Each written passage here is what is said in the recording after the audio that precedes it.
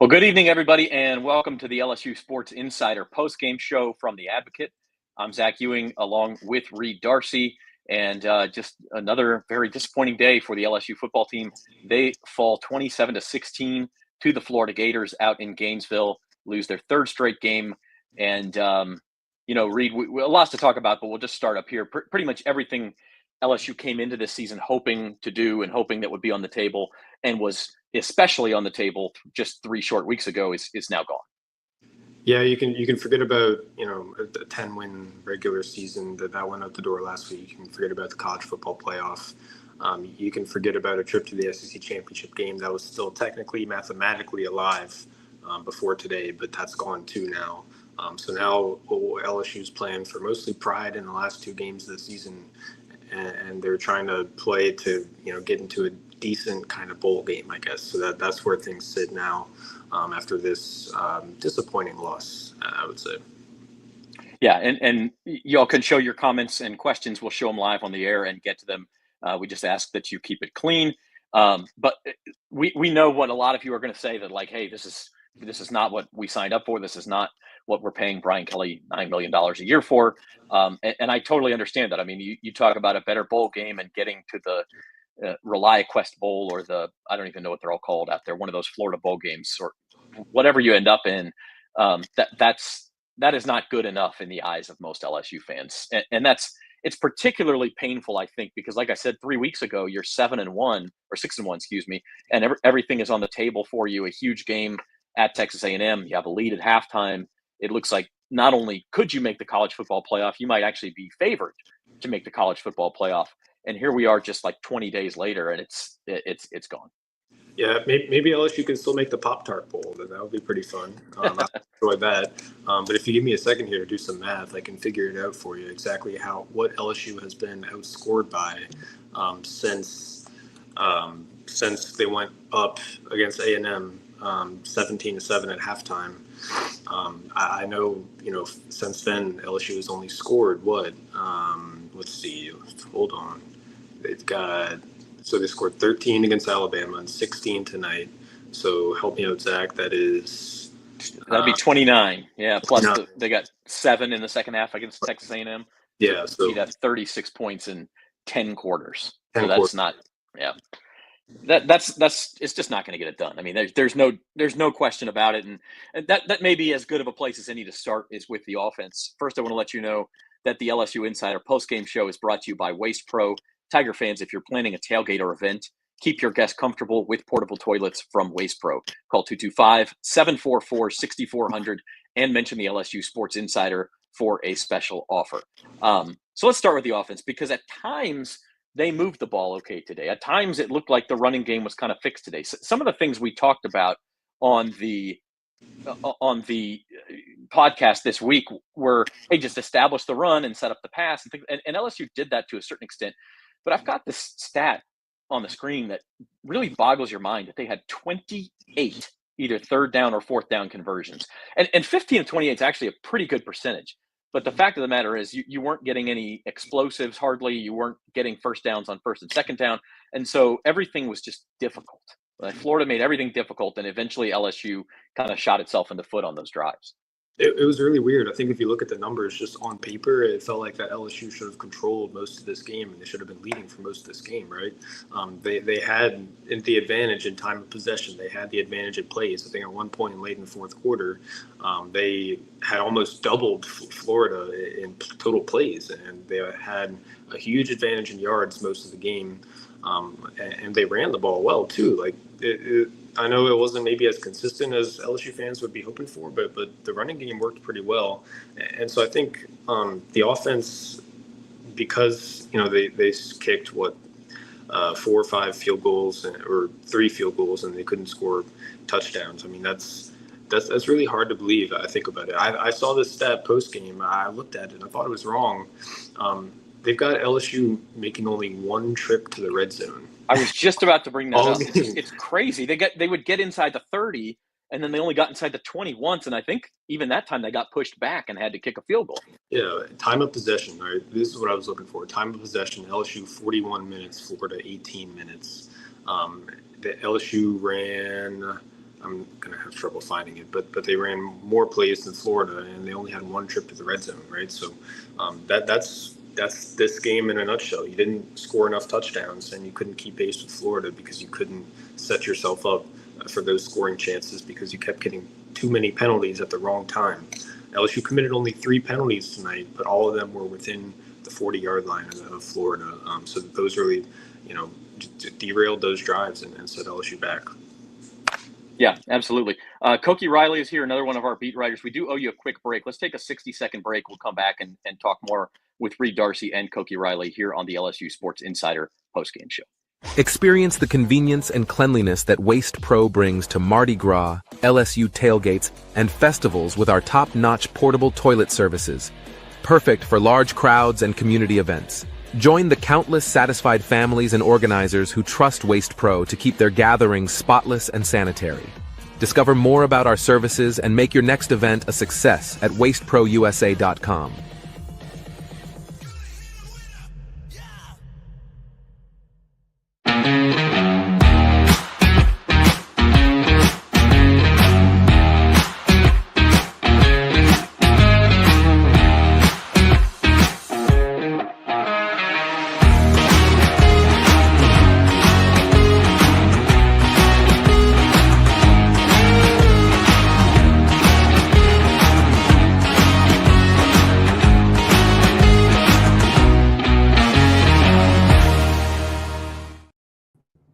Okay, welcome back to the LSU Insider postgame show. Apologize here. We got the wrong camera set up. Let me see if I can. There we go. Zach Ewing here with Reed Darcey and Koki Riley on the LSU Sports Insider postgame show from The Advocate. A couple of LSU beat writers here with myself. I'm the deputy editor, and Koki will welcome you in.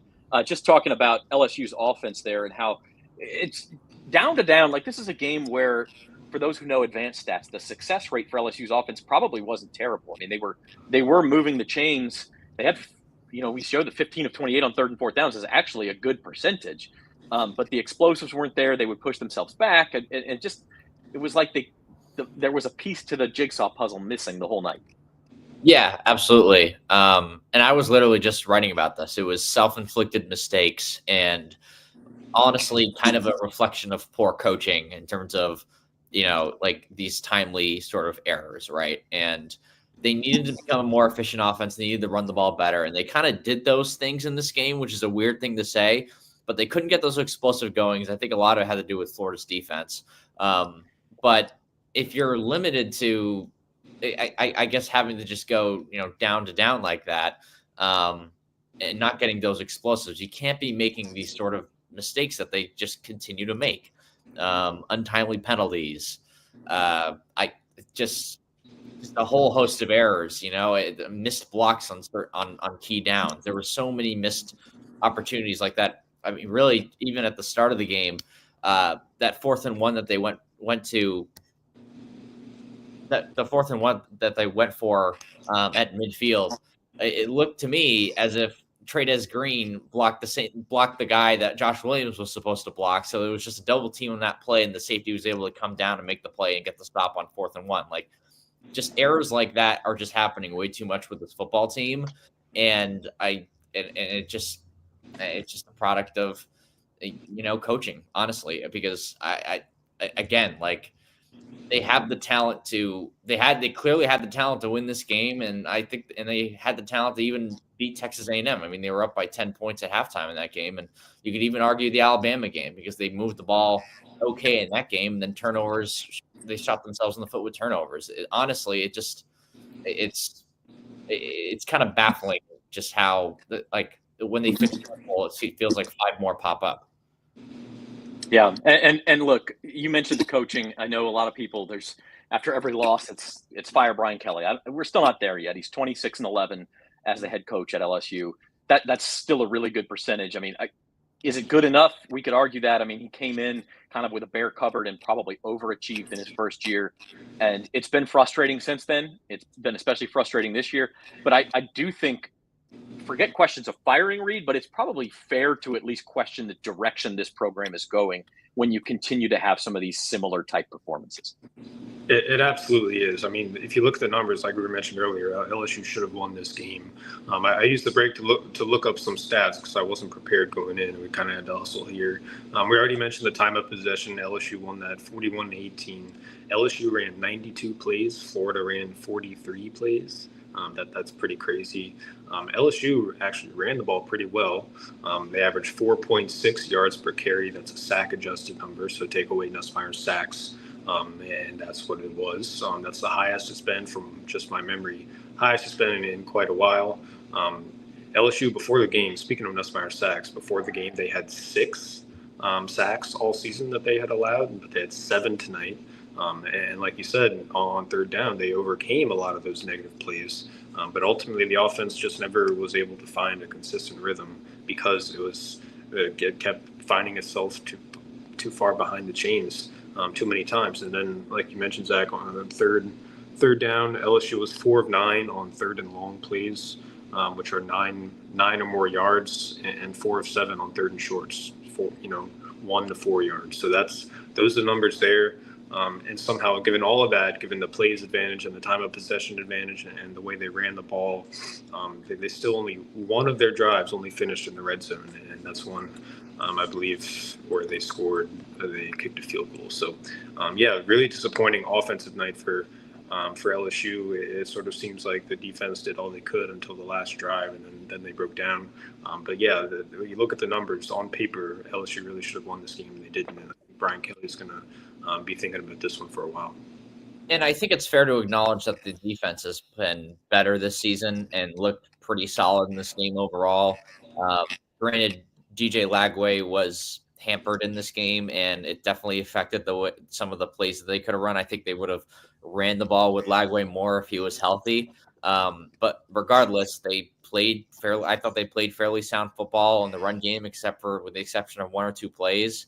And then in the passing and against Florida's passing attack, I thought they did a decent job. The problem was, again, like when your team's supposed to be built around how good your offense is, and you're bringing back 4 starters in the offensive line. Granted, one of those guys was hurt, and it made a big difference in this game. But when you're bringing back when you had the talent that you had heading into the season on offense, even with a new starting quarterback, you figured that it was going to be still a pretty good attack, a top 10 unit in the country, potentially, at least top 15. And they've just been anything but that really since the Ole Miss game, if we're being like totally honest here. The Arkansas game, they played pretty well offensively, but that second half against A&M, the Alabama game, most of the Ole Miss game, this game, just a lot of struggles and a lot of similar things that keep on going wrong. This game was a little bit different in the fact that Paul Mubenga being in there at left guard really, really hurt them in the second half, I thought. Nussmeier got sacked 7 times. I'd say at least 4 or 5 of those were on Mubenga just getting beat. And they probably should have given him more help, but if Garrett Dellinger's there, I think that definitely would have helped. But regardless, that doesn't account for some of the, again, just a lot of the boneheaded mistakes and the shooting themselves, but in a lot of these key scenarios, as the drives kept on going, and I thought Florida had a pretty good game plan to sort of force LSU into trying to finish these sort of drives, go on these sort of long drives and turn those drives into touchdowns, and LSU just wasn't able to do it. Yeah, and the end result is that LSU loses its 3rd straight game, 27-16 to the Florida Gators. And talk a little bit about the defense, and again, I thought they were better. Big plays still a huge issue, as you mentioned, especially late in the game. And it's funny, and maybe this ties into what we were talking about with Brian Kelly, but you have to give Florida some credit and Billy Napier some credit. I mean, You talked about the time of possession, Reed. It was crazy in the first half. I mean, you just assumed Florida was going to wear down, in a tight game, that you were going to be able to control the line of scrimmage. And Billy Napier had his guys playing hard. They hit some big plays, and sometimes sticking with the coach. And who knows if Billy Napier's going to work out or not. But I think it goes to show you that you don't always just want to make that knee-jerk reaction. Like, let's give Florida some credit here, too. They got the big 36-yard pass play that sets up the 1-yard touchdown run to give Florida the 20-13 lead. and then the 55-yard touchdown run to seal the deal in the last 3-4 minutes. And then I'll also say this, talking about coaching, I thought, LSU's in an impossible situation after that. But the clock management on their last drive made no sense at all to me. Even if they had wound up scoring on that drive, they didn't leave themselves enough time for a second possession. So that's another point of criticism for me. Yeah, absolutely give Florida credit. We don't know what the future holds for Billy Napier, I guess, beyond next year. But I think in this new age of college football, it probably makes sense to maybe fund the collective before you fund the buyout. Essentially take that spend on the buyout and put in your collective and then see what you can do in recruiting. DJ Lagway, he probably, I don't know this obviously, but he probably was not 100%. He probably had to really get himself up for this game. He probably ordinarily maybe he shouldn't have played, but he really tried to cut through it, and I thought he played really well. He was clearly limited. He clearly wasn't as mobile as he usually was, but he made some big time throws in some key moments and really helped Florida get a few touchdown drives. So Florida had 7 passing plays of at least 15 yards and 4 rushing plays of at least 10 yards. It's those big plays that y'all talked about. Koki, you and Wilson talked about on Thursday, the importance of limiting those. LSU gave up 7 of those on defense. And then, and this is kind of hard to believe. I'm looking at the numbers here. LSU had 0 sacks and 1 tackle for loss. That's a bit surprising. I thought the tackles for loss would be a bit higher than that. But again, that's credit to DJ Lagway for getting the ball out quick and for not letting the pressure get to him and getting Florida too far behind the chains. I thought he played really well tonight. All right, so guys, what's left for LSU now? I mean, we talked about possibly getting a better bowl game or something. I mean, you come home, the juice in Tiger Stadium is going to be pretty much gone next week against Vanderbilt. There's just not a lot to play for. And at this point in 8-4 season, nobody thinks that's good enough. So even if you win the last 2, I don't know. I guess at this point you just need to see the bleeding stop and get a little bit of momentum. We know the recruiting class is good, and just try to roll things over into next year is where the discussion goes now, Koki. Yeah, but can they win the next 2 games? Are we sure about that? I'm not sure of anything right now. Exactly, yeah, and especially given how good Vanderbilt is at running the ball with their quarterback, the fact that they don't have the most talented defense in the country, but it's one that's pretty sound and pretty underrated, honestly. So I don't know. It's hard to feel confident heading into. It's hard to really feel confident and go ahead and pick LSU heading into next week, just given some of the matchup issues that Vanderbilt can bring them. And I know that sounds insane to say, but especially after that Ole Miss win that LSU had. But that's kind of where we are right now with this team. After you get beat by a Florida team that had a true freshman quarterback who wasn't even 100%. And again, it's just hard to feel really confident in LSU at the moment. Yeah, I agree. I mean, I will say you can't call anything like this a must-win game, but we lose Reed? We lost Reed for a second. Oh, there he is. Okay, now he's back. Back, Reed? I'm here. I'm good. Sorry. Okay. Just thought we lost Reed into a black hole for a minute, just like LSU season. No, but seriously, you can't. Just imagine the scenario where LSU is losing to Vanderbilt in the 4th quarter next week, and how the crowd reacts to that. Do recruits react to that? Does the LSU administration react to that? I mean, like you have to right the ship just from that perspective, Reed, to not let this slide into something that people are truly angry about to the point where they're going to start looking for action. Yeah, LSU is 6-4 right now. So anything from 8-4 to 6-6 is in play. That's pretty far below our expectations. I think before the season we said, would it be fair to sort of evaluate this season and give it a pass-fail grade based on whether LSU made the playoff or not?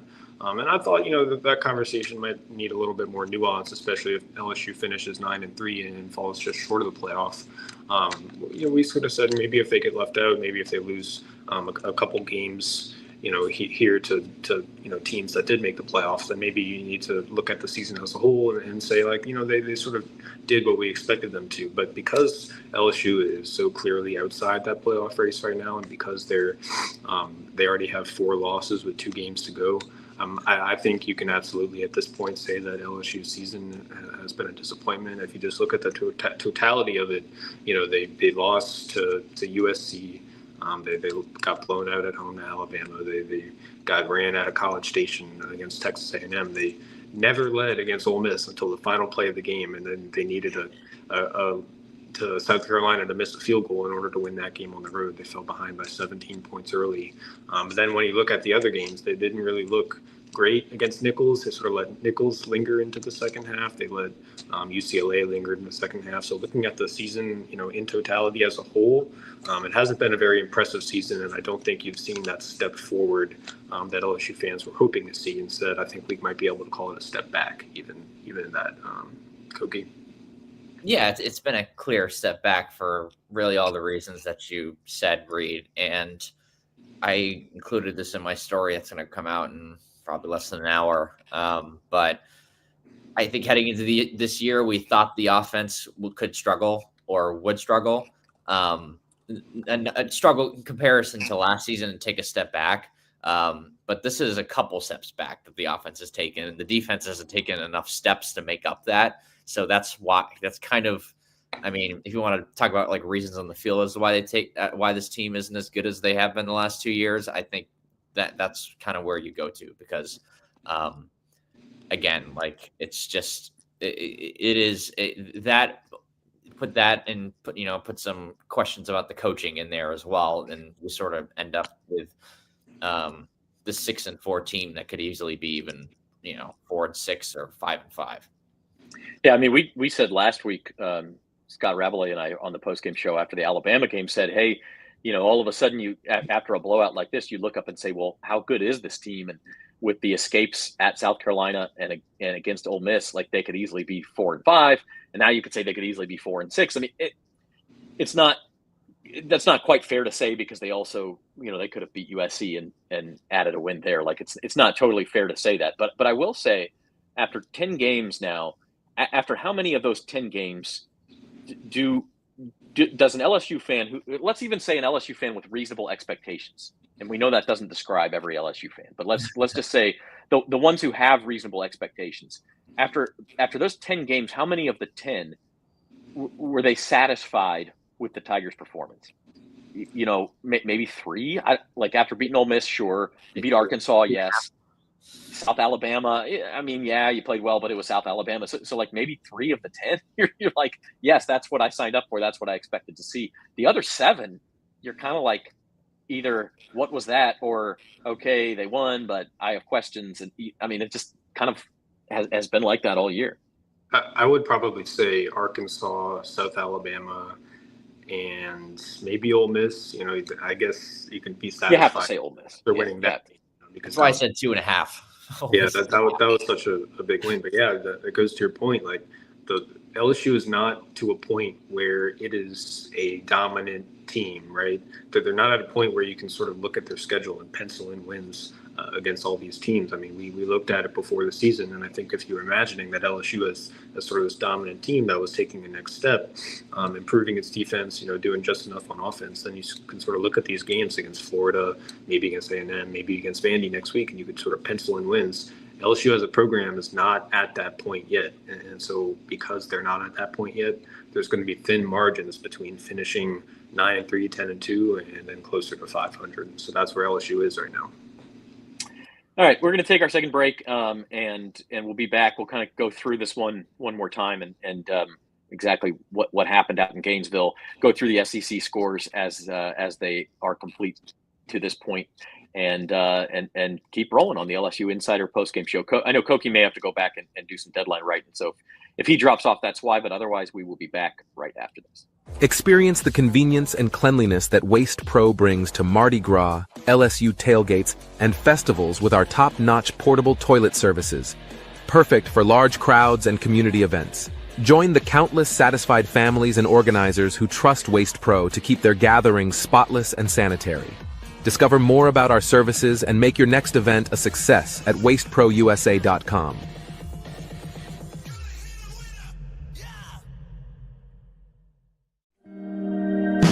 You know how far I've gone, now I'm home again.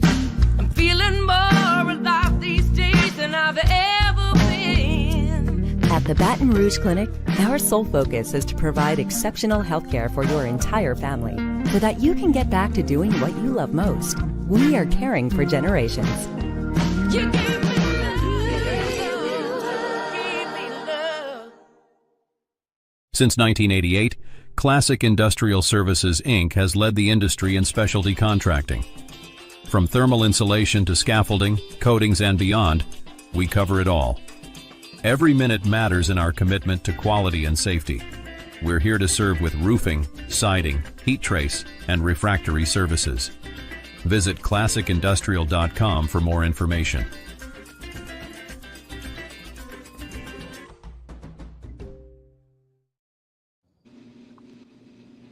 All right, welcome back to the LSU Insider postgame show. Kind of going through some stats. I did see an interesting comment here from the Christopher, not just Christopher, the Christopher. So LSU had more rushing yards and more passing yards. I'm not sure how they lost this game.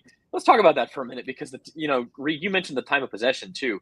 And here are the numbers. LSU had 262 passing yards to Florida's 226. They had 120 rushing yards to Florida's 113. So close there, but similar. And they actually had fewer penalty yards too, which is a place you kind of look when you have these weird box scores. They had 25 penalty yards. Florida had 55. They had 41 minutes and 48 seconds of possession. Florida had 18-12. Now, LSU did have the only turnover of the game, which was big. And turnovers are always big, but it was just one. You would think with those stats you can overcome one. Florida didn't score on that possession either. Yeah, and LSU was better than 50-50 on third down. Now, they had a ton of them, but they were 13 of 24, 2 of 4 on fourth down, and Florida was only 3 of 9 on third down. So it is very kind of misleading to look at this box score and say, how did this happen? Now, I will say on a yards per play basis, Florida was much better. They were 8.7 per pass to LSU's 5.5, 6.6 per rush to LSU's 2.7. So LSU is running all these plays and not doing a ton with them. Yeah, you can convert a ton of third downs, but the problem is if you put yourself into too many third downs, then you're just putting yourself more at risk of not scoring touchdowns, not extending drives, not staying on the field. But even though they did end up staying on the field and they were putting a lot of third downs and they converted a lot of third downs, like they also put, again, like that's why you kind of need these explosive plays to sort of lighten the load on yourself in those pressure situations on third down, right? So that's why explosives are important. And this team has been pretty good at explosives for most of the year, but in this game they just weren't. I think some credit should go to Florida for that. But like Kyron Lacy was also targeted like 2 or 3 times in this game. And Aaron Anderson is really mostly used as an underneath piece, and Mason Taylor was used a ton, but it just felt like everything felt really tight. And even though they were able to convert a lot of these third downs, like that tightness kind of contributed to them being really, really janky on offense. So. And Garrett Nussmeier had a few chances to connect with Chris Hilton deep, but they just weren't, in sync. I think all that time that he missed, it probably it set him back a while.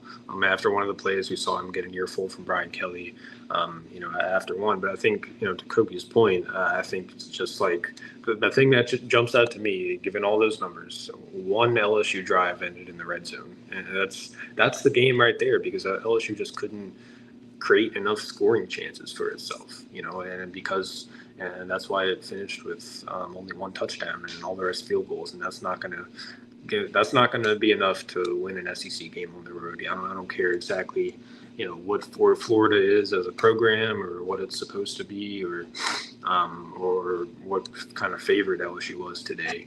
Scoring 16 points on the road in the SEC is not going to get it done 9 times out of 10.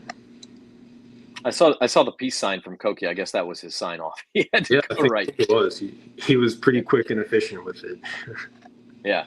So Koki had to go right. You can read his stuff on theadvocate.com/LSU. Actually, I think it's up right now. He's probably just going back to kind of work on that story, and then he'll have more throughout the night and tomorrow morning. So you're watching the LSU Insider postgame show. It's brought to you by Waste Pro. Florida defeats LSU 27-16. Let's go around the SEC a little bit, Reed. And it was one of these weeks, one of these classic November weeks where teams play their FCS opponent or step out of conference or take a bye week. So there were a few interesting conference games. Texas kind of gets half a scare from Arkansas. They won that game 20-10, obviously staying atop the conference. We had Auburn beat UL Monroe 48-14. Kentucky beats Murray State 48-6. Alabama beats Mercer 52-7. And then clearly the game of the day so far, 4 lead changes in the fourth quarter. South Carolina beats Mizzou 34-30. They had a big lead in that game. Missouri came all the way back, took the lead, and then it flip-flopped back and forth, I think like twice in the last 2 minutes, and South Carolina pulls it out. So they're playing as well as anybody. And at this point, that looks like a really good win. Like I don't think this version of the LSU team could go to Columbia, South Carolina and win that game anymore. No, and that would have helped LSU had LSU won today, right, Zach? Like the LSU fans should have been rooting for South Carolina to win that game. I believe now there were a couple of different paths to the SEC title game, but the most simple one was the favorite wins every single game until the final week. And then this is kind of random, but they needed Missouri to lose to Arkansas. And the reason that one would have made a difference is because strength of schedule, LSU played Arkansas and Missouri played some of the other teams that LSU would have been tied with. And so that would have flipped the strength of schedule. And that's what they needed to kind of win the tiebreaker at 6-2. Of course, that's all moot now. But yeah, they did get the 2 results they needed. And then, of course, tonight you have Tennessee and Georgia. The game just started. So at this point, I guess silver lining, LSU fans, there's no more stress. You can just watch the SEC race play out. Yeah, and you can sit back and relax and watch the Georgia-Tennessee game tonight. I think, working through all those tiebreaker scenarios, it was never going to happen for LSU. I don't think just too much needed to happen for them to, sneak their way into the SEC title game. Really, their playoff hopes went away when they lost to Alabama last week. So, but again, there's still that tiny little shred of hope, and now even that's gone too after Florida. So now we are playing last 2 weeks of the season. You're playing for your dignity essentially, and hope you don't lose to Vanderbilt or Oklahoma. Yeah, you're playing for dignity and just a little bit of momentum. I don't know. Again, we talked about this last week. I don't know how many 17-year-old, 18-year-old recruits are living and dying with the team's results every week. I don't think that. But if you look up and say LSU went 6-6 and so-and-so's offering more NIL money, I mean, like it's possible you could see a couple of defections in that recruiting class or miss out on some guys you're chasing at the finish line. So you want some momentum for that. Just I don't think LSU football, we talk about expectations and what's reasonable. LSU football should not lose games at home to Vanderbilt. It just shouldn't happen. No, not at all. And I think to your point, Zach, I think some recruits will look at it and they're like, oh, LSU went 7-5 or 6-6, and that means I have a chance to play, early in my freshman year, because they might be trying to look at some changes on either side of the ball. So yeah, I think that's part of it as well. I mean, if you want to talk about Bryce Underwood, we can. I'm not going to pretend to know what's going on with his recruitment, but I know the reports out there are that he's gotten a pretty sizable NIL offer from Michigan, and that if you look at his Instagram activity over the weekend, it's he sort of hinted at that he wasn't going to accept that NIL deal and he was going to commit to LSU instead. That's really the big one. LSU really needs to focus on him moving forward. It really feels like Aaron Nussmeier is going to come back next year, given the way he's played the last 3 weeks. And so, if you look at it long term, just big picture wise, since the season is already over, if you're looking at long term, you look at, Nussmeier's the quarterback next year. You'll have to reinforce the offensive line because 4 of those guys are probably going to be gone. But after that, then you can, after next season, then you could hand the keys to Underwood, assuming he signs and assuming he stays past his freshman year, which is no given. And then you can sort of try to compete for a national title in 2026. And so that's where you are. That's where you have to think as an LSU fan now, because this season, it's kind of already over now. Yeah, and this one's still raw, and the Alabama loss is probably still raw. It's hard to think that way, but that's all LSU fans have left at this point. And Bryce Underwood, if I am remembering the story correctly, he posted something on Instagram hinting that he declined that Michigan NIL offer and then deleted it. Yes.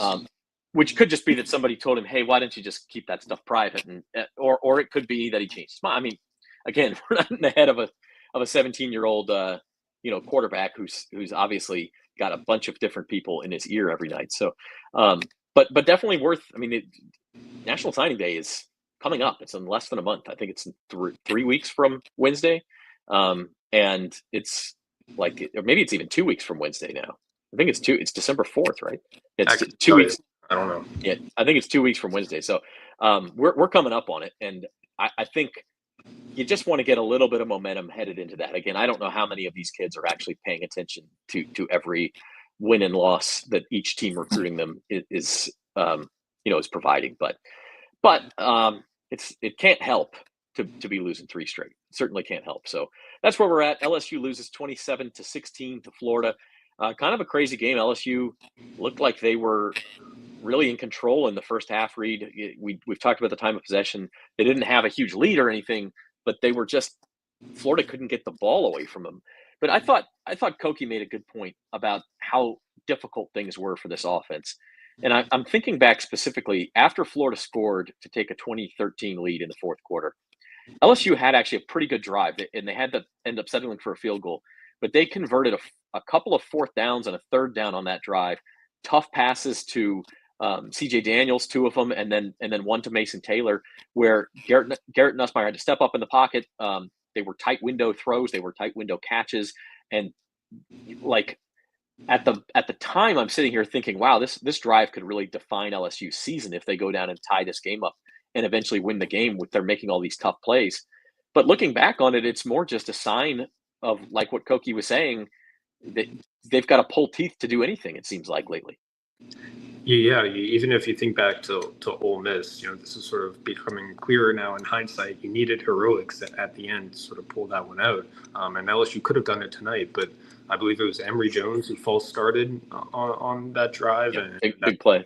Yeah, and that set him back behind the chains, and like you can convert those, but at some point, you're not going to convert them, right? So you face 3rd and 9, 3rd and 10, 4th and 3. You can keep converting those, but you can't convert those forever. You want to put yourself in positions where you're getting first down on first down or second down, and so you're avoiding those third down plays because it's really tough to pick those up. And give credit to Garrett Nussmeier. He wasn't perfect. He hasn't been great these last few weeks. Like he struggled with ball security again tonight. He fumbled twice, lost one of them.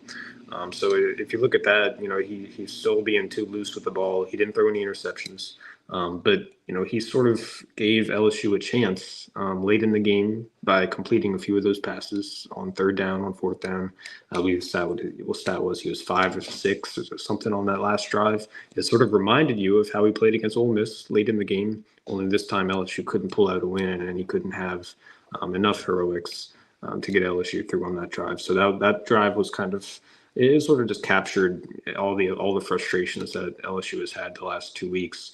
They just haven't been able to be consistent, and they haven't been able to be, I guess, efficient on offense either. And it's kind of been a disaster.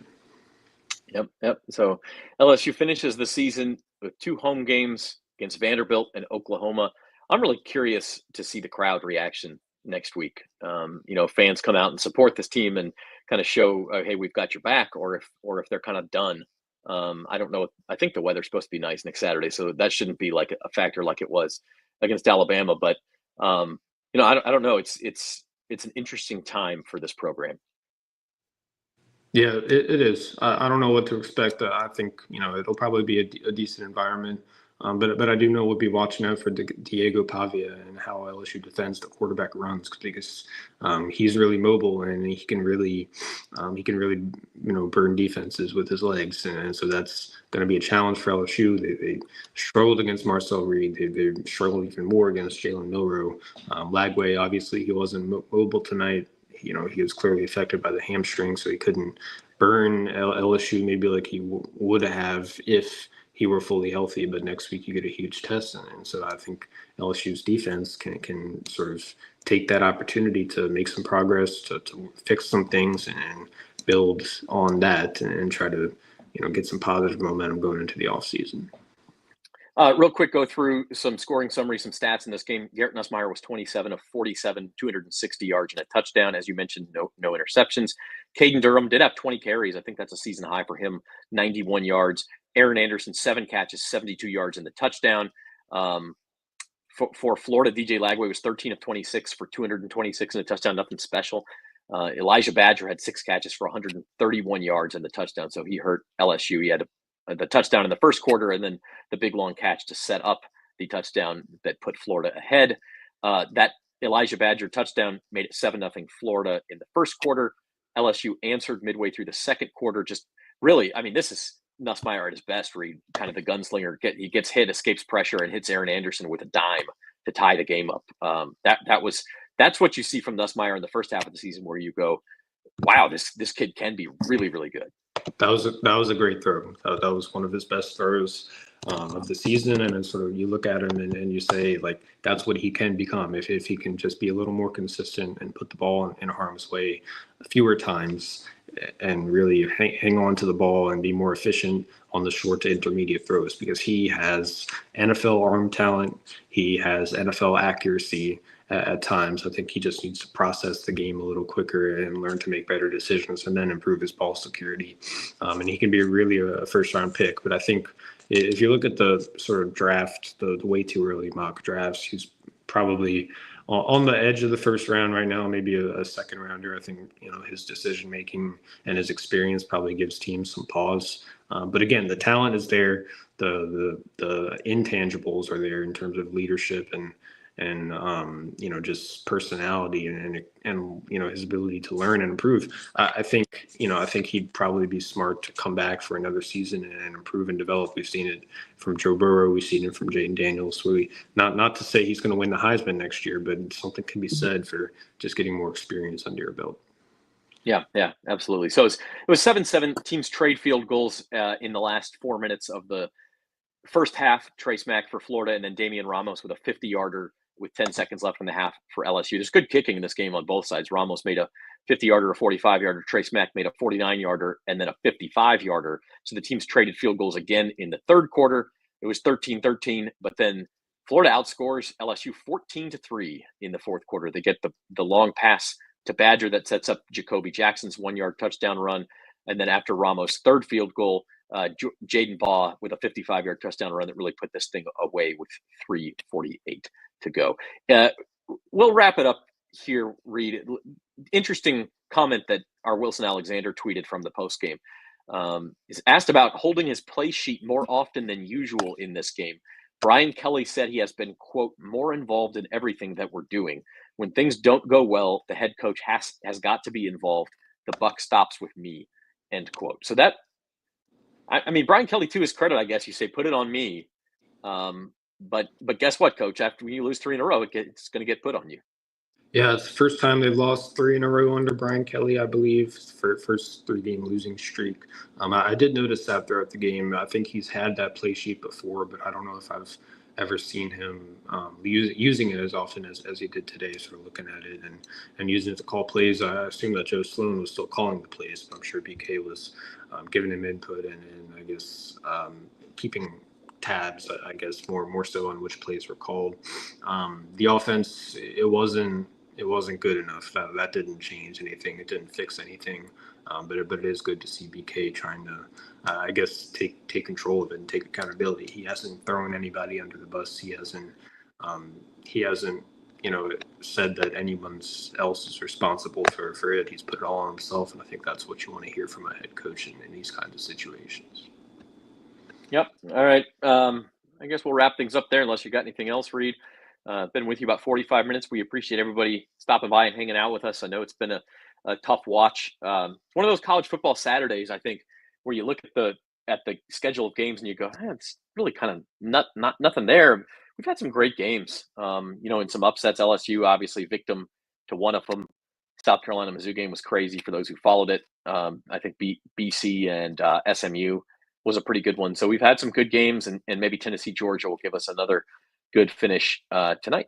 So we will be back with you on Monday for the LSU Sports Insider, continue to kind of dissect this and maybe get Wilson Alexander, Scott Rabelais involved, see what they think, talk more about recruiting and what LSU has to do to end the season on a high note, Reed. Yep. It should be interesting. Vanderbilt next week, and then Oklahoma, and then regular season's wrapped, and hopefully we get to go to the Pop-Tart Bowl. That'd be pretty cool. So you're hoping for that Pop-Tart, man. Yeah, I want to see the Pop-Tart Bowl. I probably won't go to it in person, but it'd be fun to watch on TV. And hey, listen, when you get to a bowl game, and I'll say this before we sign off, I know everybody wanted to be in the college football playoff. Every team wanted to be in the college football playoff. And for all but 12 teams, that dream dies at some point. And then for the other 11 teams, they lose in the playoff. If you don't make the playoff, the entire point of the bowl game is to end the season on a good note. And the thing I love about the Pop-Tart is, like, it gives you a chance to go have some – in the Mayo Bowl, throw this in there too. It gives you a chance to go have some fun and make a good memory at the end of the season.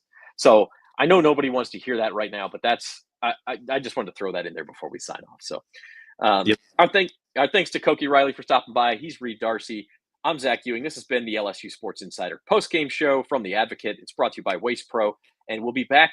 Subscribe to the LSU Sports at NOLA.com YouTube channel. And we'll be back on Monday with a new episode. Until then, thanks for hanging out with us. And we'll see you next